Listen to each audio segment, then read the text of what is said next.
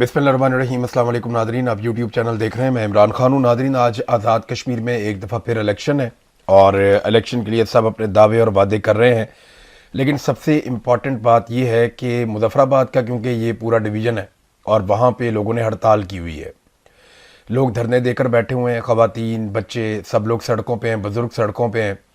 और रावला कोट की तरह वहाँ पे भी लोगों ने बड़े पैमाने पर बाहर निकलकर एहतजाज किया है। लोग शौकत नवाज़ मीर की आज़ादी के मुतालबात कर रहे हैं, जबकि जो उनके मुतालबात हैं उनके हक़ में मुजाहरे कर रहे हैं। वहाँ गोली चलाई है सिक्योरिटी फोर्सेस ने लगातार 2 दिन तक, और गोली और शेलिंग के नतीजे में कुछ लोग शहीद हुए हैं। अनकन्फर्म्ड इतलात हैं, अभी तक कन्फर्मेशन नहीं आई, लेकिन फिर भी जो इतलात हैं उनमें जो पहली इतला आई थी उसमें 8 लोग शहीद हो गए थे मज़ीद, जबकि जो ज़ख्मी हुए उनकी तादाद दर्जनों है, यानी 40 से ज़ायद लोग बताए जा रहे थे कि जो ज़ख्मी हो गए थे। अब जो जॉइंट अवामी एक्शन कमेटी है वो कुल मिलाकर ये बताते हैं कि उनके 100 के करीब लोग शहीद कर दिए गए गुज़िश्ता 2 महीनों में, और इसके अलावा उनके ऊपर जो है वो टॉर्चर अलग से किया गया, उनके इलाज पे पाबंदी लगाई गई, उनकी खुराक को बंद किया गया, उनकी अद्वियात को बंद किया गया, अस्पतालों पे कंट्रोल हासिल कर लिया गया, और जो उनके जायज़ मुतालबात हैं वो पुरअमन तरीके से एहतजाज करके मनवाना चाह रहे थे, उनके मुतालबात भी तस्लीम नहीं किए गए। तो अब आज आज़ाद कश्मीर में इलेक्शन है, सारे अपने अपने वादे कर रहे हैं, लेकिन पुरअमन इलेक्शन कैसे करवाया जाएगा, ये निज़ाम वोटर्स को कहाँ से लेकर आएगा, जो वोटर्स आकर वोट डालेंगे, क्योंकि वोट तो देखें लोगों ने डालने हैं, वोट तो कोई हवा से तो आकर डलेंगे नहीं, कोई जन्नात तो वोट डाल नहीं सकते।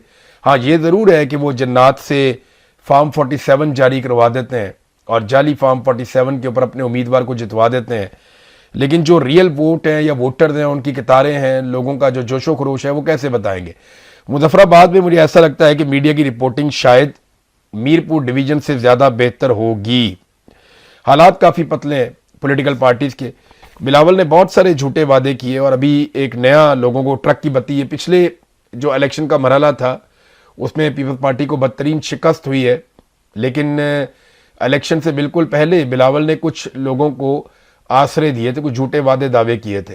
अब दोबारा से उन्हीं वादों और दावों को दोहराया कि कश्मीर के अवाम की मुश्किलात फौरी ख़त्म होनी चाहिए, इंटरनेट और बैंकिंग बहाल होनी चाहिए। ये काम तो उसकी हुकूमत है, बिलावल की करता क्यों नहीं है। खाना और अद्वियात और ज़रूरी सामान उन तक पहुँचना चाहिए तो बिलावल की गवर्नमेंट है, बिलावल ये क्यों नहीं करता।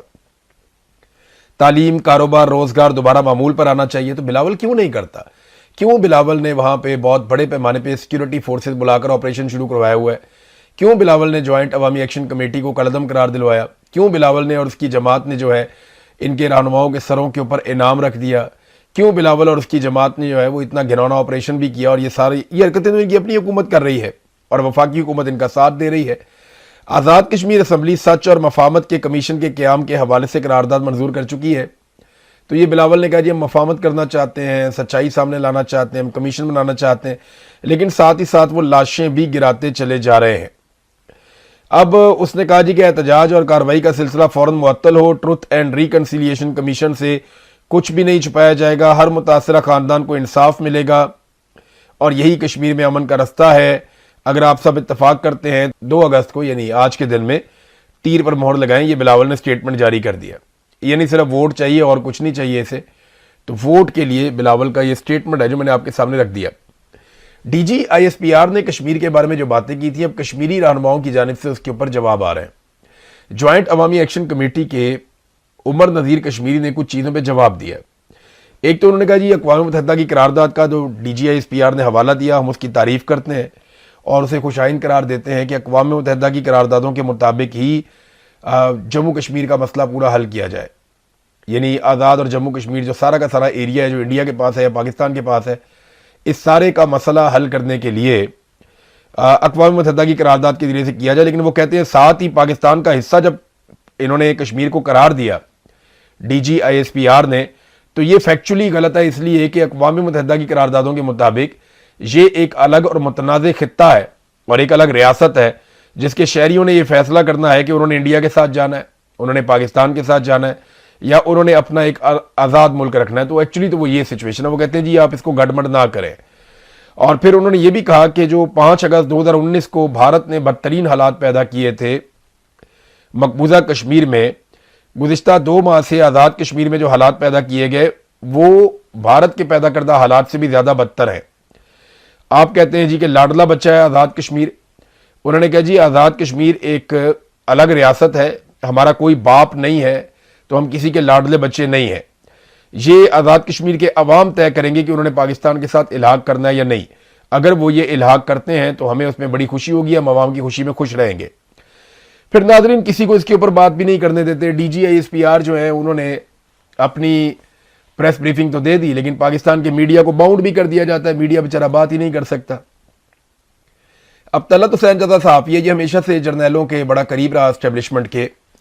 یہ پرویز مشرف کے دور میں بھی بڑی اچھی اچھی جگہوں پہ رہا, اور ہر دور میں یہ جرنیلوں کے یا اسٹیبلشمنٹ کی گڈ بک کے اندر رہا. طلعت حسین جب بھی زیادہ تعلقات جو طلعت حسین نے بنائے اپنی لائف میں وہ جرنیلوں کے ساتھ بنائے, اور پھر جرنیلوں کی فیورٹ جماعت پی ایم ایل این کے ساتھ بھی طلعت حسین نے اچھے تعلقات بنائے. عمران خان کا یہ ہمیشہ سے بغض میں مبتلا رہا اور ہمیشہ سے عمران خان کا دشمن رہا. تو ہمیشہ جب بھی ایسا لگتا تھا کہ اسٹیبلشمنٹ اور نون لیگ کی لڑائی ہوتی ہے تو طلعت حسین کے لیے تھوڑی مشکل پیدا ہو جاتی تھی, اور وہ کوشش کرتا تھا کہ ان دونوں کے بیچ میں صلح ہو جائے. تو طلعت حسین کے جو الفاظ ہیں جو اس نے پروگرام کیا, میں حیران ہو گیا تھا کہ وہ گن کر بتا رہا ہے کہ D G I S P R نے جو پریس کانفرنس کی ہے اس میں 20,500 الفاظ کہہ رہا تھا کہ استعمال کیے ہیں. آپ اندازہ کریں کہ اب اصل مدعے پہ بات نہیں کرتے صحافی, بات کر ہی نہیں سکتے, ڈر لگتا ہے بولتے ہوئے. صاحب بہادر ناراض ہو جاتے ہیں اور گھر سے اٹھا لیتے ہیں, ٹارچر بھی کرتے ہیں, فیملی کو بھی نقصان ہوتا ہے, کاروبار بند کر دیتے ہیں. آپ کے گھر میں کوئی اور کوئی کام نہیں کر سکتا, چاہے آپ کے گھر میں کوئی بہت اچھا کھلاڑی بھی ہو وہ بھی نہیں کھیل سکے گا, چاہے وہ کسی بھی میدان کا ہو. تو یہ تو پھر آپ کو برداشت کرنا پڑتا ہے. تو جب آپ کا بہت بڑا صحافتی نام ہو اور آپ کی اوقات یہ رہ جائے کہ اب آپ آرٹیفیشل انٹیلیجنس کے ذریعے سے الفاظ گنیں گے کہ جناب آرٹیفیشل انٹیلیجنس کو ہم نے کہہ دیا, وہ ہمیں بتائے گی کہ D G I S P R کی جو پوری پریس بریفنگ ہے اس میں ٹوٹل کتنے الفاظ استعمال ہوئے, تو جناب پتہ چلا 20,500 سے زائد لگ بھگ 21,000 کے قریب الفاظ استعمال ہوئے. اتنے گھنٹے اتنے منٹ تک یہ پریس کانفرنس چلتی رہی, اس میں 18 کے قریب ٹاپکس جو ہیں وہ چھوٹے اور بڑے وہ ڈسکس ہوئے, لیکن جو ڈسکس ہوا اس کے کانٹینٹ پہ جو سخت سوالات ہیں وہ سوالات نہیں اٹھائے جائیں گے. یعنی ٹائم ضائع کرنا ہے اپنا آن ایئر کا, تو وہ ان چیزوں میں کر دیتے ہیں. یہ بڑے گھاگ لوگ ہیں, استاد لوگ ہیں, پرانے لوگ ہیں, انہیں پتہ ہے کہ ٹائم کیسے ضائع کرنا ہے, اور یہ اسٹیبلشمنٹ سے بگاڑ کے سروائیو بھی نہیں کر سکتے. ہر دور میں یہ اسٹیبلشمنٹ کے مرہون منت بھی رہے ہیں, ان کی گڈ بکس میں بھی رہے ہیں, اور اپنے آپ کو صحافی ثابت کرنے میں بھی کامیاب ہوتے رہے ہیں. ناظرین اسٹیبلشمنٹ کو ایسا لگتا ہے ابھی بھی ایک چیز کی غلط فہمی ہے. اس پہ نا بہت سارے ہمارے دوست ہیں جرنلسٹ, بہت سارے تجزیہ کار, وہ لگاتار یہ بتا رہے ہیں کہ عاصم منیر اس سسٹم کی جگہ ایک نیا سسٹم لے کر آنا چاہتے ہیں. اب ملٹری اسٹیبلشمنٹ اس غلط فہمی کا شکار ہے کہ ہم تو بڑے مقبول ہیں, لیکن یہ جو پولیٹیکل پارٹیز جن کا ہم نے ساتھ دیا ان کی وجہ سے ہم غیر مقبول ہو گئے. یہ وقت چلا گیا, یہ 2022 کی بات ہے جب ملٹری اسٹیبلشمنٹ نے یہ فیصلہ کیا کہ وہ نواز شریف کو اور زرداری کو سپورٹ کریں گے. تو اس وقت پاکستانی ملٹری اسٹیبلشمنٹ کے یا جرنیلوں کے اس لیے خلاف ہو گئے کہ یار آپ ایسے نالائکوں کو, نکموں کو اور چوروں اور ڈاکوؤں کو آپ سپورٹ کرنے جا رہے ہیں.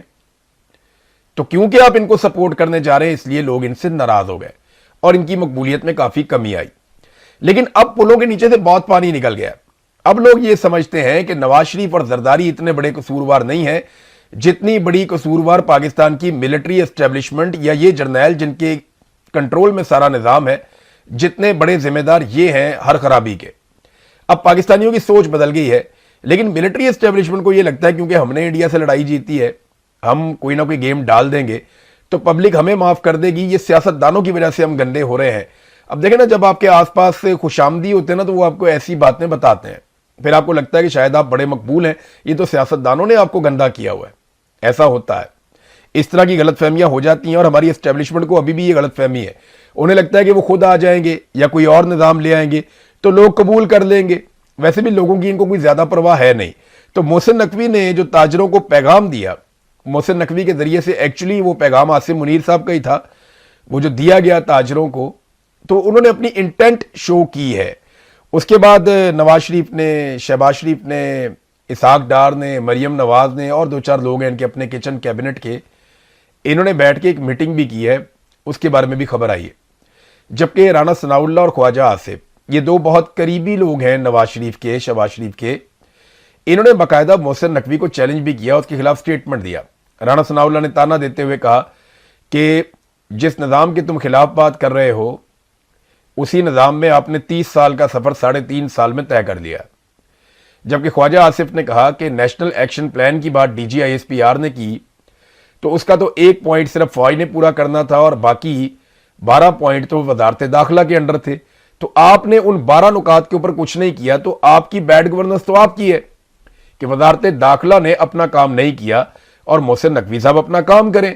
ان کے اوپر تنقید ہو رہی ہے۔ پیپلز پارٹی نے تو باقاعدہ مطالبہ کر دیا کہ محسن نقوی استعفیٰ دے اور بڑی سخت تقاریر محسن نقوی کے خلاف کی۔ اب دیکھنا یہ ہے کہ پی ایم ایل این کب کھل کر سامنے آتی ہے، لیکن یہ خبریں مارکیٹ میں چلائی جا رہی ہیں کہ کوئی ٹیکنوکریٹ حکومت یہ لے کر آ جائیں گے یا کوئی قومی حکومت بنانے کی یہ کوشش کریں گے یا کوئی صدارتی نظام یہ لے کر آنا چاہتے ہیں۔ محسن نقوی کا نام لیا جا رہا ہے، شاید وزیر اعظم اس کو بنا دیا جائے، تو یہ کچھ نہ کچھ اس طرح کا منصور ایوان جو اٹارنی جنرل ہے اس کا بھی کوئی نام لے رہا۔ دیکھیں بات یہ ہے کہ آپ نظام جو مرضی لیں، لوگ نواز شریف اور زرداری سے بڑا قصوروار فیلڈ مارشل عاصم منیر کو مانتے ہیں۔ میں نے ایک سروے کروایا نا، میں نے لوگوں سے پوچھا کہ آپ یہ بتائیں کہ موجودہ خرابیوں کا ذمہ دار کون ہے، بڑا ذمہ دار کون ہے، نواز شریف، زرداری یا فیلڈ مارشل؟ تو لوگوں نے جو پہلا 1.5 گھنٹے کا سروے تھا اس میں ون سائیڈڈ جا رہا تھا، پورا کا پورا سروے ون سائیڈڈ جا رہا تھا۔ 95% سے زیادہ لوگ وہ کھڑے ہوئے تھے عاصم منیر صاحب کے خلاف اور نواز شریف اور زرداری کے ساتھ، لیکن پھر ایک دم ملٹری اسٹیبلشمنٹ اس کے اندر پڑتی ہے اور ایک دم بہت سارے ووٹ پڑتے ہیں اور ایک ہی طرف کے ووٹ پڑتے ہیں۔ یہ وہ ووٹ ہیں جو میں نے آپ کو بتایا کہ بہت سارے بیچارے معصوم سپاہی، بیچارے معصوم لوگ، کمزور لوگ جن کا پالیسی بنانے میں کوئی کردار نہیں ہے، ان کے اکاؤنٹس بنوائے گئے تھے اور انہیں جب آرڈر دیا جاتا ہے تو وہ ایک ساتھ شروع ہو جاتے ہیں بیچارے۔ تو انہوں نے پھر باٹ شاٹ لگا کے کوشش کر کے انہوں نے اس کو مینج کر کے تھوڑا بہت فیس سیونگ لینے کی کوشش کی ہے۔ تو وہ اب اس بات کے اوپر بضد ہیں کہ نہیں، ہمیں لوگ پیار کرتے ہیں، اصل میں ان سیاستدانوں کی وجہ سے لوگ ہم سے نفرت کرتے ہیں۔ ایسا نہیں ہے۔ نواز شریف نے یا شہباز شریف نے یا آصف زرداری نے کھڑے ہو کر ڈی چوک میں گولی نہیں چلائی تھی، نہ انہوں نے گولی چلانے کا آرڈر دیا تھا، نہ وہ یہ بات مانتے ہیں، وہ کہ ان کے اوپر ایف آئی آر کروانے کی کوشش کی گئی۔ یہ پاکستان کی ملٹری اسٹیبلشمنٹ کا کارنامہ ہے۔ عمران خان صاحب کے ساتھ جو کچھ بھی ہوا انہوں نے کبھی نہیں کہا میرے ساتھ یہ نواز شریف نے کیا یا زرداری نے کیا، وہ ہمیشہ کہتے ہیں یہ میرے ساتھ فیلڈ مارشل عاصم منیر نے کیا، میری بیوی کے ساتھ جو ظلم ہوا وہ سب کچھ فیلڈ مارشل عاصم منیر نے کیا، اور وہ یہ بھی کہتے ہیں کہ اگر مجھے کچھ ہو گیا تو بدلہ فیلڈ مارشل عاصم منیر سے لینا ہے کیونکہ یہ ذمہ دار ہوں گے۔ یہ عمران خان صاحب بھی کہتے ہیں، یہ بے شمار اور لوگ کہتے ہیں۔ یہ غلط فہمی جو ہے نا، یہ کوئی نیا تجربہ کریں گے تو ان کی دور ہوگی، اور مجھے بھی ایسا لگتا ہے، بہت سارے اور لوگوں کو بھی ایسا لگتا ہے کہ شاید آنے والے دنوں میں یہ کوئی نیا تجربہ کر بیٹھیں گے، کیونکہ یہ 2-3 سال کے بعد نا ان کی طبیعت خراب ہونا شروع ہو جاتی ہے۔ یہ ہر 3 سال 4 سال کے بعد ایک نیا تجربہ کرنا چاہتے ہیں اور اب دوبارہ سے وہ اسی طرح کا کوئی نیا تجربہ کرنے جا رہے ہیں۔ ناظرین، عمران خان صاحب کی صحت کے حوالے سے مراد سعید صاحب نے اب ایک سٹیٹمنٹ دیا، وہ سٹیٹمنٹ میں پہلے آپ کے سامنے رکھ دیتا ہوں۔ یہ سٹیٹمنٹ آپ دیکھ لیں۔ اس سے پہلے کہ میں سٹیٹمنٹ کھولوں ایک خبر آپ کو میں اور دے دیتا ہوں کہ بڑے پیمانے پہ کشمیریوں کو اسلام آباد سے گرفتار کیا جا رہا ہے۔ اسلام آباد پولیس کو یہ آرڈر مل گئے تھے اور چند صحافیوں کو یہ انفارمیشن ملی، اور صحافیوں کے جو گروپس ہیں ان میں یہ باتیں پھیلا دی گئیں کہ جس صحافی نے بھی کشمیریوں کے احتجاج کو کور کیا ہے وہ فوری طور پہ غائب ہو جائے، کیونکہ اب ان کے اوپر کریک ڈاؤن ہونے والا ہے۔ رضی طاہر صاحب کو موقع نہیں ملا، ان کے دفتر کے اوپر چھاپا مارا، بڑی بدتمیزی کی، توڑ پھوڑ کی، سامان اٹھا لیا، رضی طاہر کو اٹھا کر لے گئے، ان کے ساتھ اور لوگ تھے انہیں بھی جبری طور پہ وہاں پہ اٹھا کر لے گئے، گرفتار کر لیا۔ اسی طرح جو ہے سینیٹر مشتاق صاحب کے ساتھ بھی یہی سارا کچھ کیا گیا۔ اب بلاول انسانی حقوق کا چیمپئن بنتا ہے، وہ ایک مرتبہ بولے تو صحیح کہ سینیٹر مشتاق کو چھوڑو، وہ انسانی ہمدردی کے تحت امدادی سامان لے کر آزاد کشمیر آنا چاہتا ہے، لیکن یہ ایسا کریں گے نہیں۔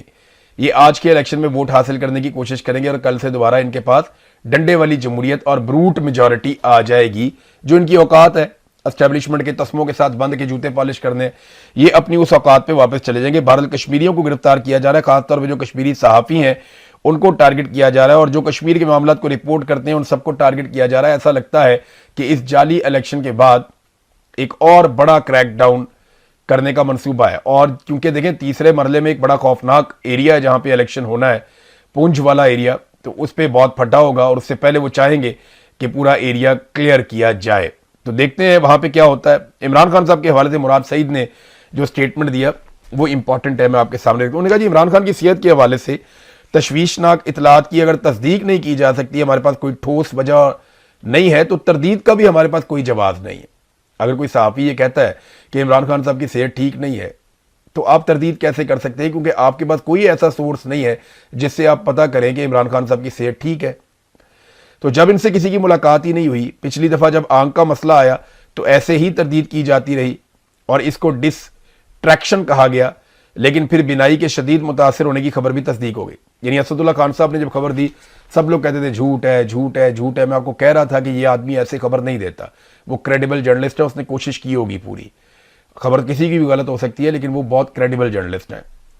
تو وہ خبر اسد اللہ خان صاحب کی بعد میں ٹھیک ثابت ہوئی. پہلے بھی لوگ کہتے ہیں ڈسٹریکشن ہے, آپ کی توجہ اٹھا رہے ہیں. وہ کہتے ہیں جب ملاقات ہی نہیں ہوئی تو قابل اعتماد معالجین تک رسائی ہی میسر نہیں ہے, تو تردید, جھوٹ اور پروپیگنڈا قرار دینے کی بجائے کیوں نہ تمام تر قیادت عمران خان کو ذاتی ڈاکٹر کی موجودگی میں اسپتال منتقل کرنے کے لیے ہر فورم کا استعمال کریں.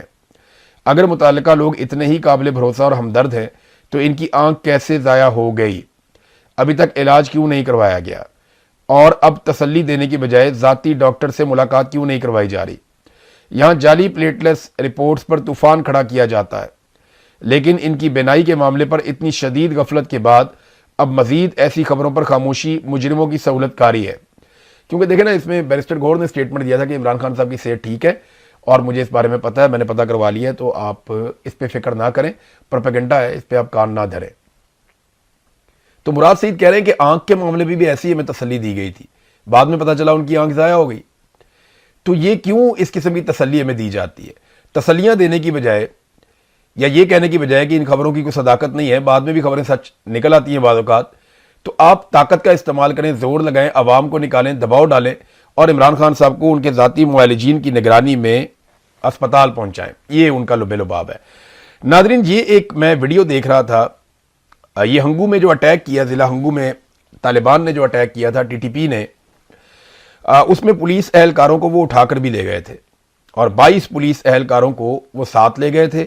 17 پولیس اہلکار وہاں پہ شہید ہو گئے تھے, ڈی ایس پی سمیت. یہ بڑی جیداری سے لڑے ہوئے تھے. 31 لوگ جو ہے وہ زخمی تھے اور چھوٹا بڑا اسلحہ بھی سارا وہ اپنے ساتھ لے گئے تھے. اب یہ ویڈیوز آ رہی ہیں کہ قبائلی عمائدین گئے, انہوں نے کہا جی یہ پولیس والے چھوڑ دیں, تو وہ پولیس والوں کو قبائلی عمائدین کے کہنے کے اوپر چھوڑا گیا اور اس بات کی ضمانت لی گئی کہ آئندہ یہ لوگ پولیس کی نوکری نہیں کریں گے. اور فی پولیس اہلکار کو طالبان نے, یہ ویڈیو کے اندر نظر آ رہا ہے, 10-10 ہزار روپے کا خرچہ بھی دیا. پولیس والے وہاں سے نکلتے وقت طالبان سے گلے ملتے رہے اور ان سے معافی بھی مانگتے رہے. اور جناب یہ ہیڈ کوارٹر پہ جو حملہ ہوا تھا یہ وہی والے پولیس والے ہیں. طالبان نے اپنے موقف میں بتایا کہ یہ کاوش اس بدلے کا تسلسل تھا کہ ضلع ٹانک میں حملے کے بعد ہمارے مجاہدین کی بے حرمتی کی گئی, ان کی لاشوں کو جلا کر چوراہے میں عوام کے لیے رکھا گیا تھا, تو یہ ہم نے اس کا بدلہ لیا تھا. یہ ٹی ٹی پی نے موقف دیا اور عمر پشتین نے یہ جناب ویڈیو اور اس کے اوپر یہ ساری خبر جاری کی ہے. یہ ہے ناظرین حالات پاکستان کے, اور ہماری ملٹری اسٹیبلشمنٹ کو کرنی ہے سیاست, کیونکہ انہیں سیاست سے فرصت ہی نہیں ہے. اب تک کے لیے اتنا ہی, اپنا خیال رکھیے گا, اپنے اس چینل کا بھی. اللہ حافظ.